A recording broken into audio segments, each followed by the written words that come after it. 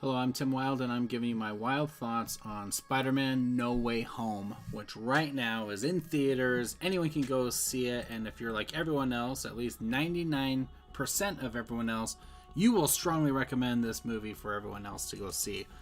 94% from the critic review and 99% audience score. And for people that don't really understand the Rotten Tomato, what that means is out of 100 people, 99 of those people will say go see it. It doesn't mean it's a 99% quality movie. It just means 99% of people will suggest going to see it. Let me just tell you, I am proud to be that 1% that do not recommend this movie. You can go see it. Of course you're going to go see it. It's fun to see in the theater.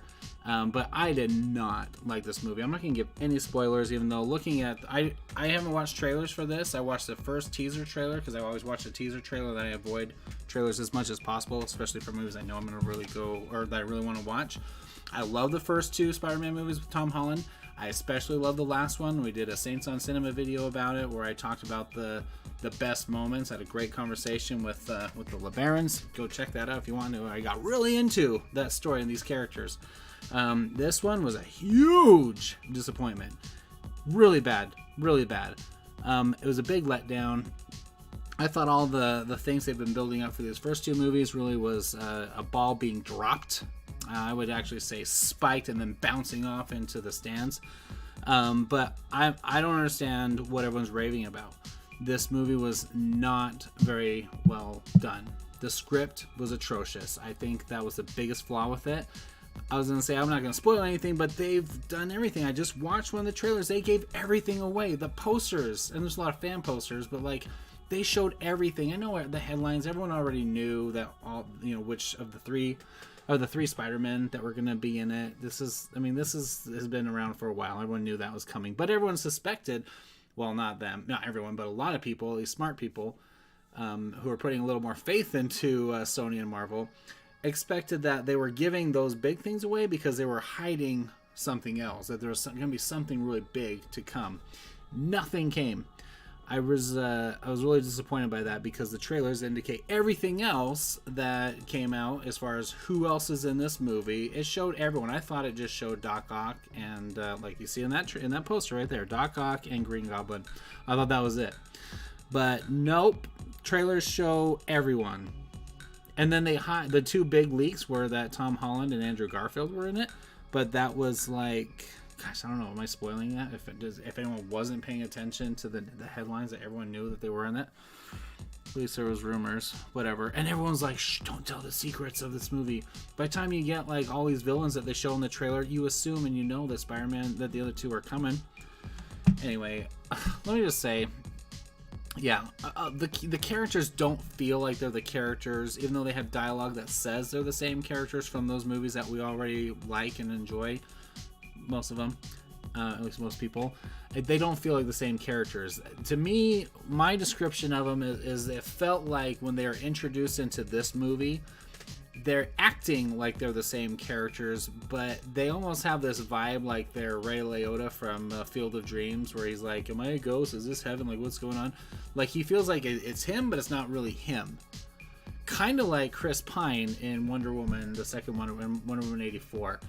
It was kind of like that, where he's there, but he's a little disoriented, and it kind of works, but like they're throwing in all these like punchlines and they're putting in this dialogue that makes it feel like a video game, like they're not taking the situation seriously. Now, do you have to take the situation seriously? No, but I think that's a big tonal change and shift from the first two movies. The first two had very serious, very real consequences and real things that Peter was going through, heavy emotions and struggles. And at the end of the last movie, in Far From Home, it was a huge drop where he was exposed, and he had Jameson on there, the Alex Jones version of him, where he just exposes Peter Parker being Spider-Man. Everyone knows who he is, and now he's like public enemy number one again. And the big deal with that is like he was set up and framed for what happened with Mysterio. Well, the death of Mysterio was such a big emotional thing, and he was going through all this trauma and everything. He finally got MJ to, on his, he set up that relationship and everything, and it feels like, and there was that big moment, and it was like, what's the consequences going to be with his relationship with her?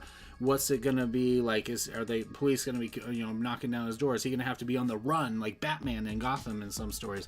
Like, that's what you felt like something interesting was going to happen with this character. It was going to like go crazy, like everything was just blown from his being exposed.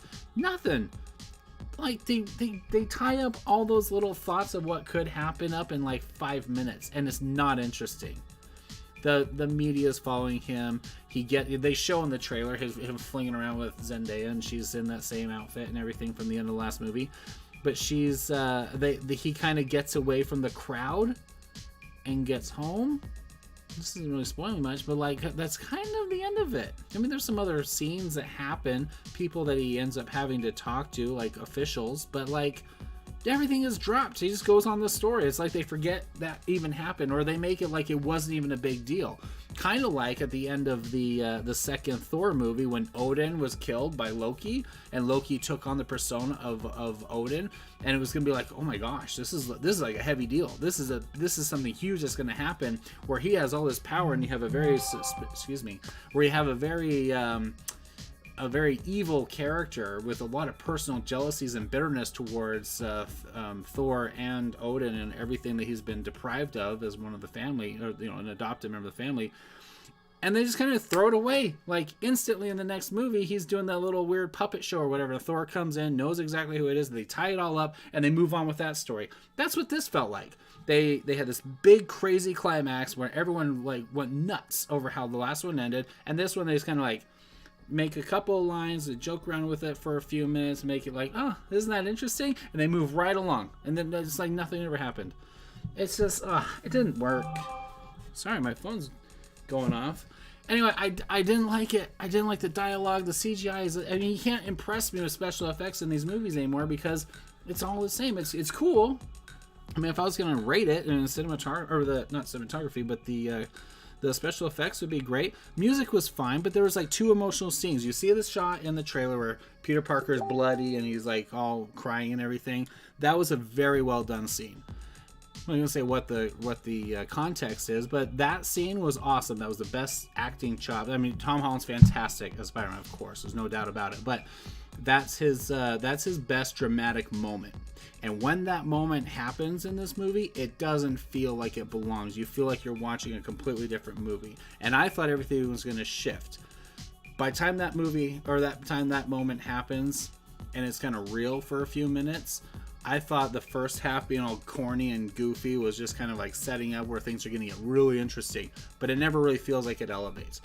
It just feels like really cheap cameos. There was a video game with Spider-Man called, I had to ask my boys about it, Spider-Man Friend or Foe. It was on the Xbox 360, I think, and it was just meshing in all the characters from the Sam Raimi movies, and he was just going around and had to capture them one at a time, and they had goofy little cheesy dialogue with them interacting with each other, and they were the movie versions of these characters interacting together in a video game, which was kind of fun because they were, chronologically in the Sam Raimi movies, they would have all been, dead one by one by the time they started their criminal careers. But like, it was just an excuse to put them in there, have them interact with each other, fighting Spider-Man at the same time, and him like having cute little dialogue that you were like, oh, I remember that from the movie or whatever. And it was just a really simple punching game. It was not an exciting Spider-Man story. It was just a cute little thing they did. It was a little kiddie story they did. All the dialogue with the villains in this movie felt like that.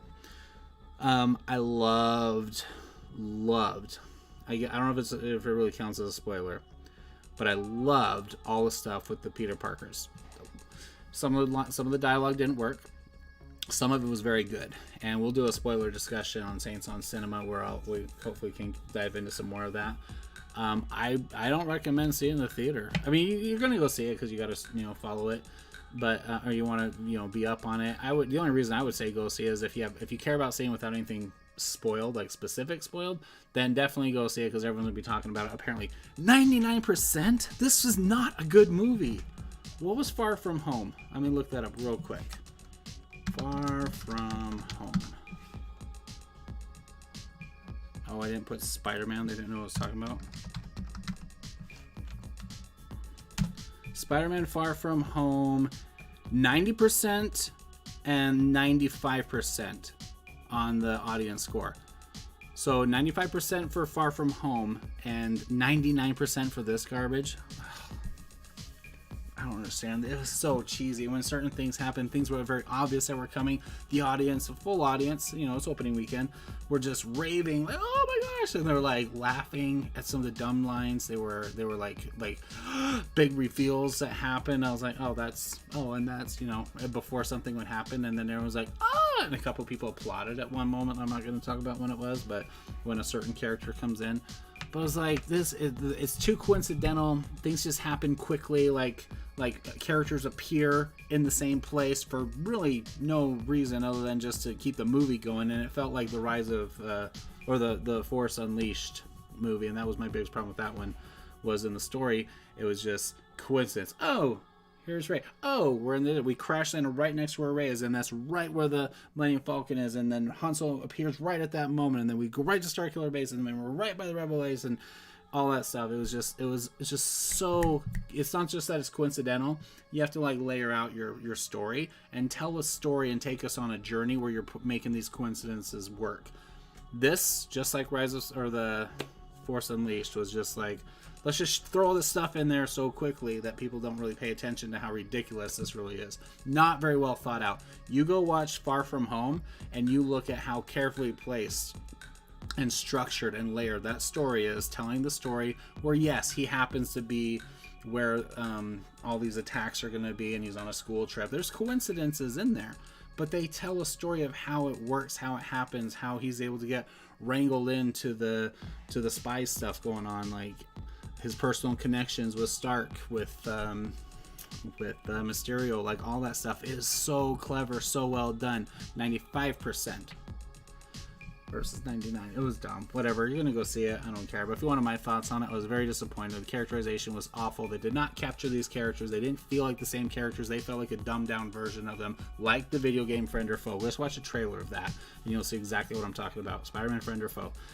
But it was not good. It was great to see Tom Holland and Andrew Garfield.